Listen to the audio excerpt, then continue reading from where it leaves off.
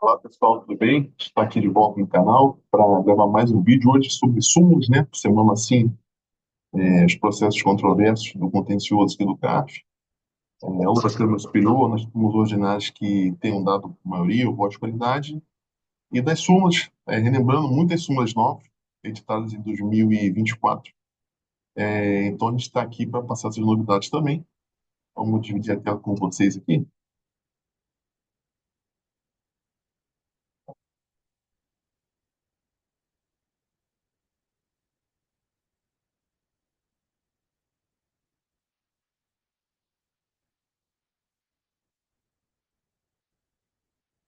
Vamos lá. Súmula CARF 191, né? Semana passada, na retrasada, foi 192, hoje é 191. Então, é possível a utilização para a formação de saldo negativo de RPJ das retenções na fonte correspondentes às receitas financeiras, ou seja, empréstimos, né, juros de empréstimo, basicamente cuja tributação tenha sido diferida por se encontrar pessoa jurídica em fase pré-operacional, ou seja, a empresa jurídica ainda não está operando, né? A permissão legal já viu o permissivo, segundo os acordos paradigma, né, que todos vão se guiar mais ou menos aí pela mesma lei de raciocínio, tá? A linha B do parágrafo do artigo 17 do decreto 1598, basilar aqui para o nosso tributo, imposto de renda, em sua antiga redação, julgados pelos acordos de paradigma, prescrevi que os juros de empréstimos, as despesas financeiras, contraídos para financiar a aquisição ou construção de bem ativo permanente incorridos durante as fases de construção e pré-operacional, podem ser registrados no ativo diferido para serem amortizados. O ativo diferido não existe mais, desde a edição das leis 9638, 941, mas existia a época que foram proferidos os ativos paradigma para serem amortizados. De todo modo, continua sendo um direito do contribuinte, tá? Permissão normativa, né?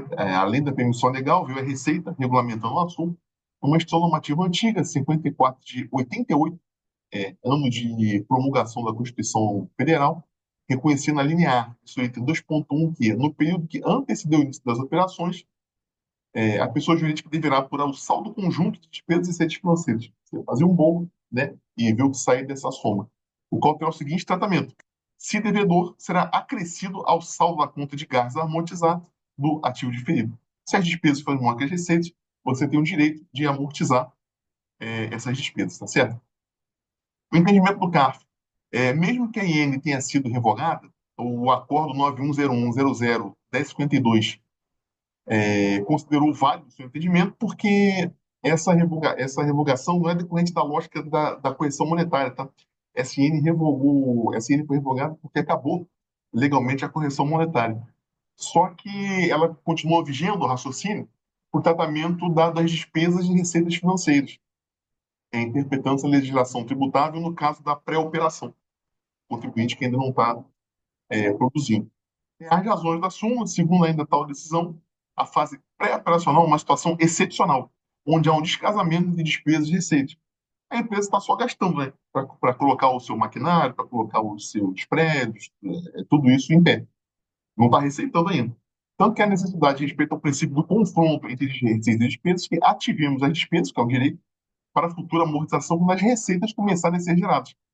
Estas receitas entrarão no ponto do lucro real à medida que o saldo negativo, o valor das despesas financeiras que suplantarem as receitas, para maior que as receitas, começará a ser amortizado. Assim, o fonte será dedutível em período diferente daquele que a receita expectativa deverá entrar no ponto do lucro real por conta desse descasamento.